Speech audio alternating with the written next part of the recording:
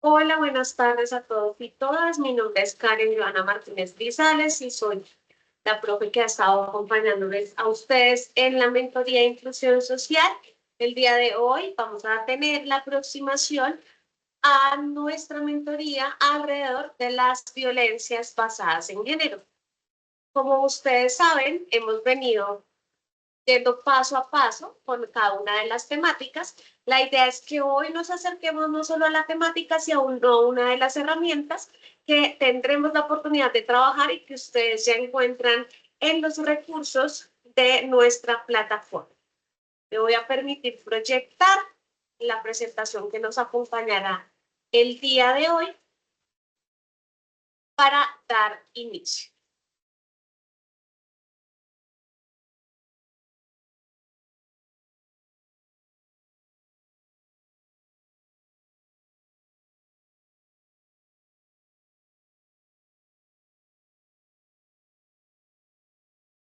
Bueno, dentro de nuestro proceso alrededor del módulo social, uno de los temas de interés alrededor de nuestro proceso ha sido el tema de género.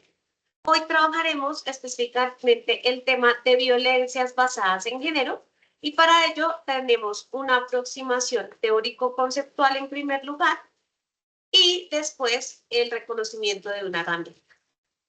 Respecto a nuestra aproximación conceptual, hoy acudiremos a una perspectiva de dos autoras que son Bosch y Ferrer, quienes abordan el ejercicio de la violencia basada en género desde un modelo piramidal. Esto tiene mucho diálogo con otro autor que es muy conocido alrededor del tema de las violencias y que ya vimos cuando hablamos de construcción de paz, que fue Galton, y el modelo piramidal de Bosch y Ferrer dialoga un poco con este autor. Este modelo ubica que como centro de su discusión que para comprender las violencias específicamente hacia las mujeres, ¿sí? Y o cuerpos feminizados, es importante comprender que no está simplemente por las voluntades de los individuos o actores sociales, sino que está basada en una estructura dominante que es denominada dentro de esta pirámide como la sociedad patriarcal, en donde la distribución de los roles, la generación de los estereotipos a nivel general, a nivel global, ¿sí? Está basado en un ejercicio desigual e inequitativo.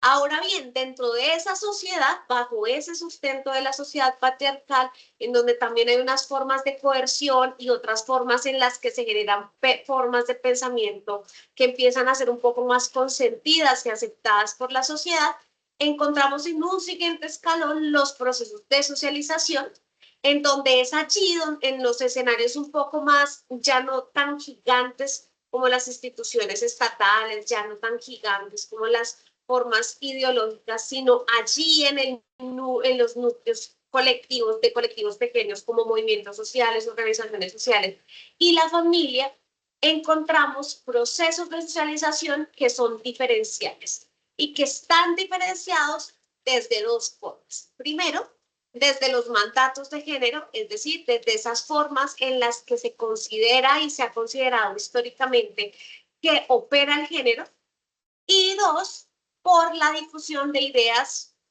que son misóginas. La misoginia es el odio hacia las mujeres. Entonces, para poder entender un poco esto del proceso de socialización, todos y todas nosotros nacemos en una sociedad general, es decir, nacemos en una sociedad que está sustentada en la sociedad patriarcal, ¿sí?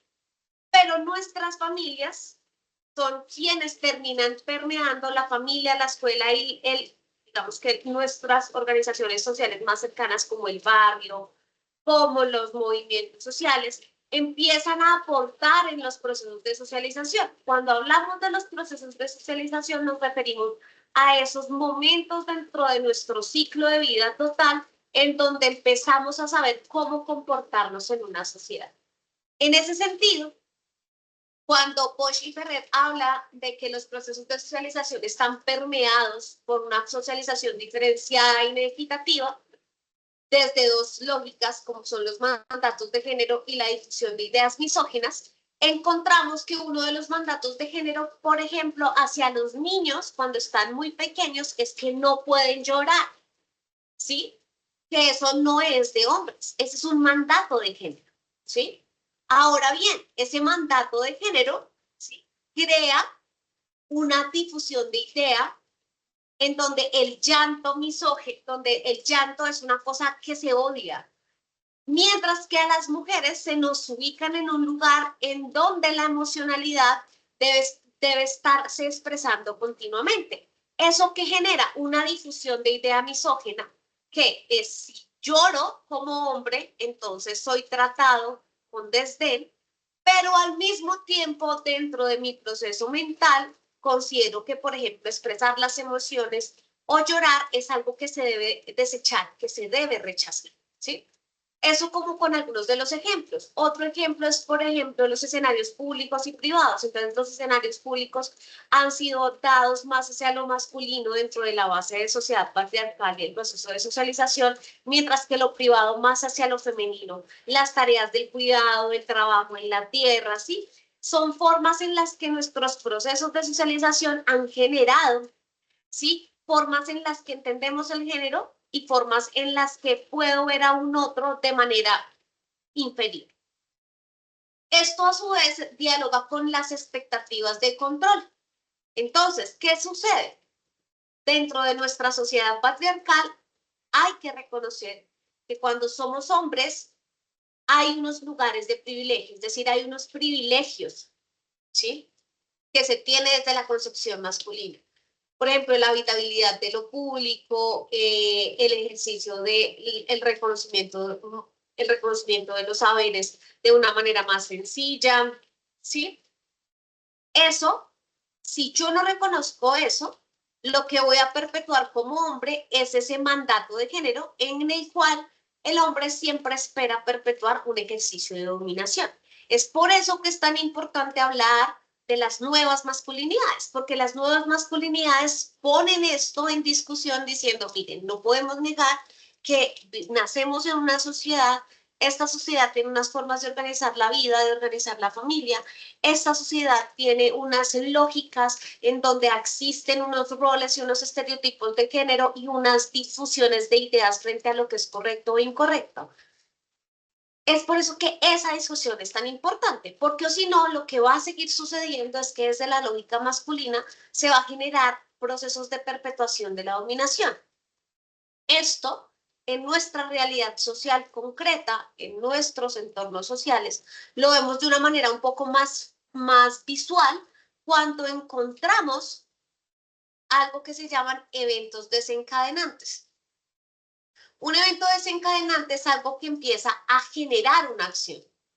Encontramos eventos desencadenantes personales, por ejemplo, como las agresiones entre la pareja, ¿sí?, que están basadas en todo lo anterior. Esto, obviamente, no está justificando el accionar, sino que nos permite tener una comprensión más ampliada de lo que sucede.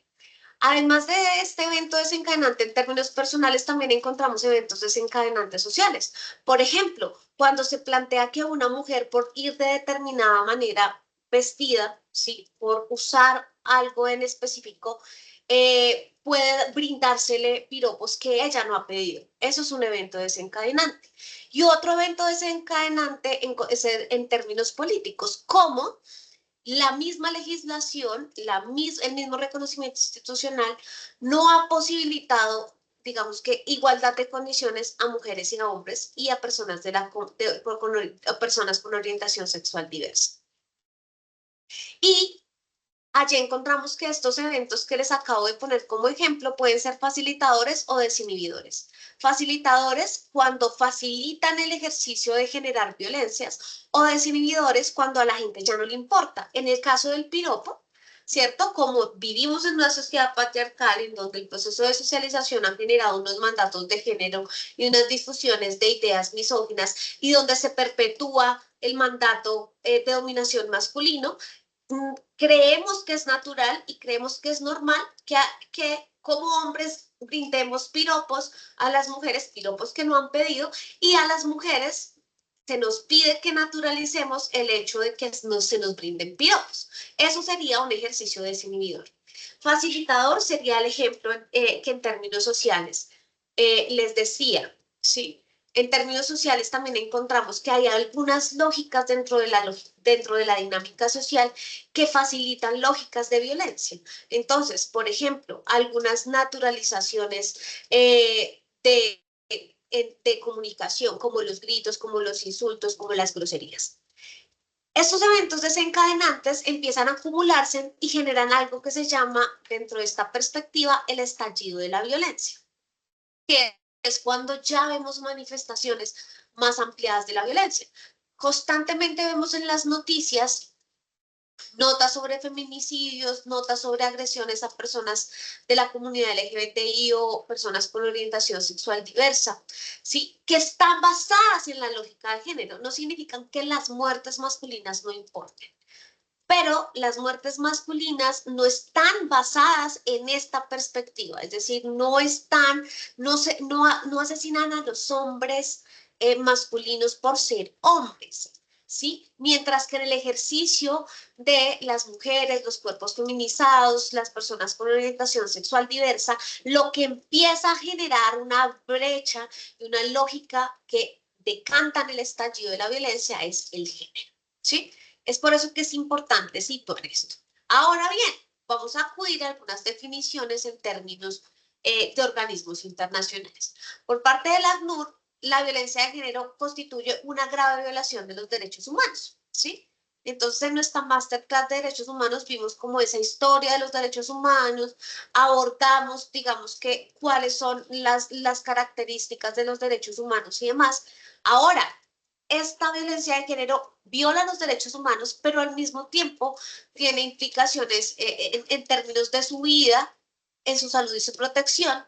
Y cuando las personas se ven forzadas a abandonar sus hogares, corren aún más riesgos de sufrir violencias físicas, sexuales y psicológicas. En el caso, por ejemplo, de las migraciones, como violación, abuso sexual, tratar personas, prostitución forzada. ¿Qué tipos de violencia existen según la ACNUR? ¿Qué tipos de violencia de género existe según la ACNUR? Entonces existe la violencia de tipo sexual, ¿cierto? Que implica no solo el acceso carnal abusivo, sino el abuso sexual o, por ejemplo, el sexting no consentido, ¿sí? Encontramos el físico, que no simplemente es como el puño, sino que también puede ser el empujón, el pellizco. Y encontramos dos tipos de violencia que son un poco más difíciles de detectar, que son la psicológica y la económica. En la psicológica encontramos todas esas acciones que afectan nuestra salud mental, ¿sí? Que pueden ser ofensas, groserías, palabras demeritorias, ¿sí? Y en lo económico encontramos cuando se nos priva del manejo de nuestro dinero, pero también cuando se nos niega, por ejemplo, el acceso a algunos bienes o servicios, ¿sí?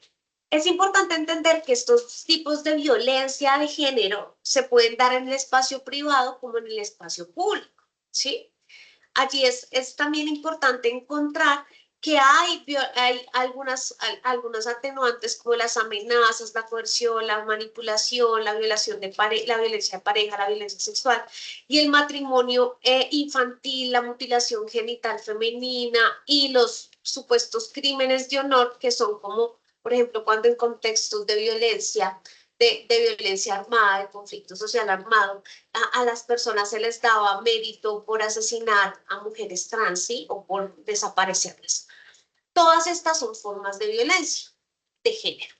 Estas formas de violencia pueden llevar hasta que la vida de la persona, digamos que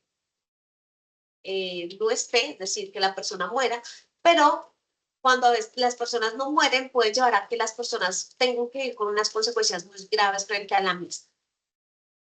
En diálogo con lo que plantea ACNUR, encontramos a la ONU, quien plantea que la violencia de género son todos esos actos dañinos que son dirigidos hacia una persona o un grupo de personas en razón de su género, ¿sí? Y como ya vimos en nuestra primera mentoría, ya sabemos qué es el género. Y en este sentido, la violencia de género tiene su origen en la desigualdad de género, en el abuso del poder y en la existencia de normas dañinas, en normas que no han permitido el reconocimiento de la diversidad. Es aquí donde cuando hablamos de la violencia de género desde la perspectiva de la ONU, hay unas lógicas estructurales que nos ubican a mujeres y niñas en situaciones de riesgos, de mayor riesgo a múltiples formas de violencia, ¿sí? Frente hacia lo masculino o sea, versus frente a formas de violencia de lo masculino. Por su parte, la ONU también se reafirma en las tipologías de violencia que plantea CNUD. Por otra parte, es importante reconocer en nuestra legislación colombiana la Ley 1257 del 2008, quien plantea que la violencia contra la mujer se entiende como cualquier acción o omisión que le cause muerte, daño o sufrimiento físico, sexual, económico o patrimonial por su condición de mujer, así como amenazar de tales actos. Es decir, no solo es sufrirlos, sino sufrir de amenazas o estar coactada o cuando se priva la libertad arbitraria de la persona en ámbitos públicos o privados. Esta legislación es muy importante porque es la que nos permite comprender por qué se habla de los derechos a una vida libre de violencias. Si vemos un poco, esta acá es un ejemplo del caso colombiano. En el caso colombiano y sobre todo a nivel de Bogotá, encontramos que a lo largo del tiempo se han venido generando más lógicas para poder atacar, digamos que esas formas de omisión dañina del reconocimiento jurídico frente a las violencias de género. Muy seguramente en sus territorios también existirán unas actualizaciones en comités operativos o en creaciones de gerencia o en espacios en donde se reconoce la protección a las mujeres. En el caso de Bogotá, hablamos en un primer momento del Acuerdo 091, que es del Plan de Igualdad de Oportunidades para las Mujeres, que plantea 6 ejes estratégicos. ¿Sí? Y son el derecho a una vida libre de violencias, el derecho a la participación y representación política de las mujeres, el derecho al trabajo en condiciones de igualdad y dignidad, el derecho a la salud plena, el derecho a la educación con equidad y el derecho a la cultura libre de sexismos. Esto también está basado en la ley que ahorita les hablaba, y es que en todas esas formas en las que la legislación se va actualizando para poder tener reconocimiento de violencias de género, pero también de los derechos que se deben proteger. Ahora bien, yo para poder abordar con ustedes les traje algunos casos que me hubiese podido gustar trabajar con ustedes. Acá les voy a leer, la idea es que ustedes se piensen, se reflexionen un poco cómo se puede identificar las violencias físicas, quizás en sus entornos cercanos. Entonces, me va a permitir leer. Lupe vive con su pareja hace 2 años, luego de la pandemia trabajan juntos desde casa. Sin embargo, Lupe, antes de iniciar su jornada laboral y después de terminar la misma, es quien asume la organización del apartamento, limpieza de todo, preparación de los alimentos, porque según Mario, a ella le rinde más que a él por el hecho de ser mujer. Lupe prefiere no tener problemas con Mario, a pesar de no estar del todo de acuerdo, realizar todas las tareas domésticas. No quiere tener problemas con él, luego de que en la última discusión que tuvieron por el desorden que había en el baño, donde este se ofuscó un poco y la empujó contra la ducha, ella por esto prefiere guardar silencio y no decir nada. La semana pasada, Lupe tuvo una reunión presencial en su trabajo y se puso una falda corta que hacía mucho no utilizaba. Al llegar a casa, a Mario no le gustó verla así, mencionándole que no quería que se la volviera a poner, ya que eso no era bien visto para una mujer de su edad. Ella pensó que lo que decía era por molestar, pero este comenzó a alzar la voz, se levantó de su escritorio y la empujó contra la cama. Le quitó la falda a la fuerza y se la cortó con unas tijeras, en partes muy pequeñas. Lupe quedó congelada y se puso a llorar. Luego quiso salir del lugar, pero este no la dejó salir. La tomó de sus brazos evitando que se marchara, pero ella insistió en que la dejara salir. Al final, Lupe terminó con sus brazos adoloridos y amorotados. A partir de esta situación y otras que Lupe no ha querido contar a nadie en detalle, ella ha empezado a cambiar su forma de vestir para no incomodar o evitar problemas con Mario. Acá vemos pues atenúa un poco más la violencia física, pero vemos también otros tipos de violencias. Vemos la violencia psicológica, pero vemos la violencia física en el ejercicio de empujarla contra la ducha, empujarla contra la cama, a agarrarla de sus brazos, ¿sí? Y aquí podemos ver, digamos que también una forma de control. Ahora vamos a ver cómo se puede identificar la violencia psicológica. Antonio tiene 28 años, es publicista y trabaja de lunes a viernes en horario de 8 a.m. a 4 p.m. Aprovecha las tardes para hacer un curso de fotografía que le gusta mucho y ha sido una oportunidad para compartir con diferentes personas. Tiene una relación de noviazgo con Jimmy desde hace un año, a quien le ha sorprendido que Antonia esté haciendo un curso todos los días y le esté dedicando tanto. Por esta razón, Jimmy le ha estado llamando de manera insistente, particularmente cuando va a ingresar al curso. Le ha dejado mensajes por WhatsApp en los que les reclama porque ella no le contesta. Le ha pedido que publique en sus redes sociales fotos donde demuestre que él es su pareja. Le ha estado pidiendo que le avise en el momento de llegar a la clase y haga videollamada desde el lugar donde está realizando el curso, dado que él se preocupa mucho por ella y no quiere que nada le pase. Antonia se ha sentido un poco incómoda con este tipo de solicitudes y se ha sentido presionada como si estuviera haciendo algo malo. Se lo ha expresado a Jimmy y él le ha expresado miedo a perderla. Ayer Antonia, al salir del curso con dos de sus compañeros, vio en la esquina a Jimmy, quien le esperaba sin avisarle. Se acercó a ella y le abrazó de una manera muy fuerte, que ella sintió miedo frente a lo que pudiera ser él. Una de las violencias más difíciles de detectar es la violencia psicológica porque a veces, desafortunadamente, dentro de nuestros entornos sociales hemos naturalizado formas de amor, formas de lo que es el amor, formas de lo que es el querer, formas de lo que es el cuidar, ¿sí? Pero aquí, ¿qué vemos? Una forma de control, ¿sí? Y un control que está basado en un ejercicio de celos y de desconfianza. Aquí se puede ver que cuando ya está siendo incómodo, además cuando ya atraviesa tu espacio personal, tu individualidad, se genera violencia psicológica. Voy a permitirme proyectar algunos ejemplos de violencia económica, patrimonial y de violencia sexual.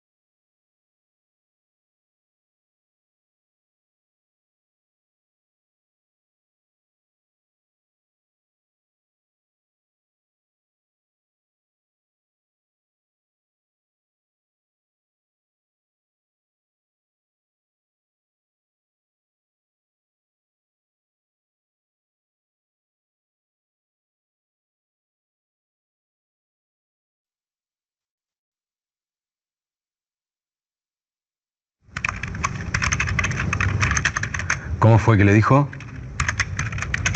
Que la próxima vez no contaba el cuento. ¿Dónde se golpeó?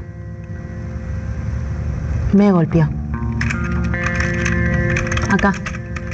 Una patada. Señora, ¿puedo hablar un poquito más fuerte, por favor? Dígame de nuevo qué fue lo que usted le dijo para que se pusiera así. No, corten. ¿Cómo? ¿Qué fue lo que le dijo para que él se pusiera así? ¿Ella es la culpable ahora? ¿Cómo se golpeó? ¿Resulta que el tipo la maltrata y ella ahora lo hace poner así? No, pero viste como dicen, mirá cómo me haces poner. Y por eso, si vos sos un oficial que está tomando declaración a una mujer que viene a pedirte ayuda, vos no podés pensar que es ella la que lo hace poner así, que el tipo la termina lastimando. Mira esta chica, está aterrada. Vos pensás que ella hizo un enorme esfuerzo para venir hasta acá a buscar ayuda. Vos la tenés que tratar bien. ¿Estamos? ¿Vamos de nuevo? Que la próxima vez no contaba el cuento. Señora, ¿es la primera vez que la amenaza?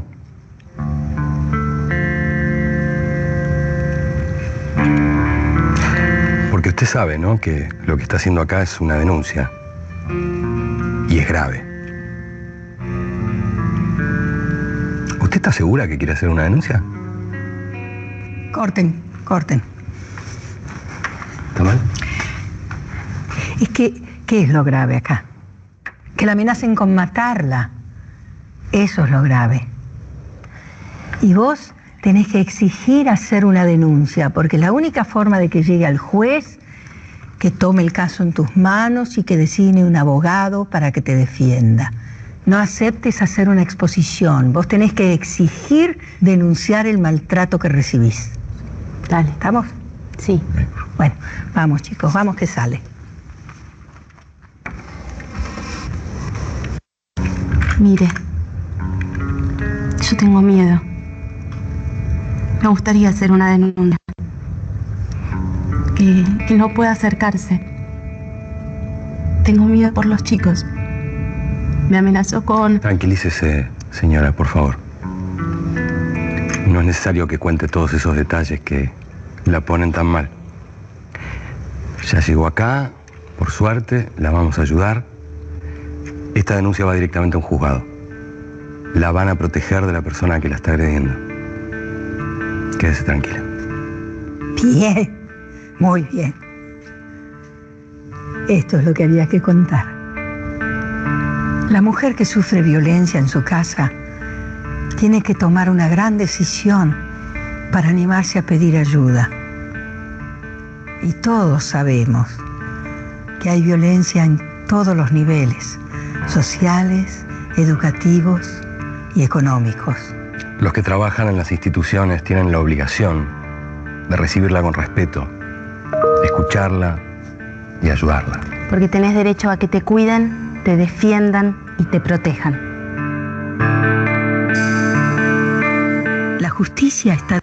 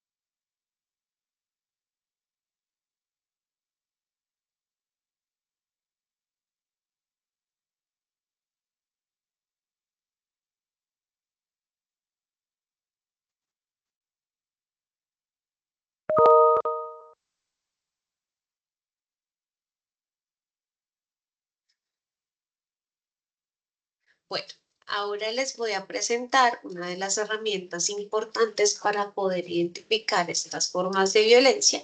Entonces, vamos, como ya vimos, tenemos que la violencia de género es una violencia, digamos que en su términos engloba todos los actos que infringen a las personas daño, sufrimiento físico, sexual o psicológico, o amenazas de tales actos, coacción y otras privaciones de la libertad. Estas prácticas tienen su base en las diferencias de poder entre hombres y mujeres y se fundamentan en los roles, estereotipos y creencias que desvalorizan lo femenino. ¿A quienes afectas predominantemente? A las infancias, a las personas con orientación sexuales diversas, orientaciones sexuales e identidades de género diversas y a las mujeres. Ahora bien, el violentómetro es una herramienta que nos funciona como un termómetro, ¿sí? Entonces, en el primer eslabón tenemos, digamos que algunas acciones que son el primer inicio de la violencia.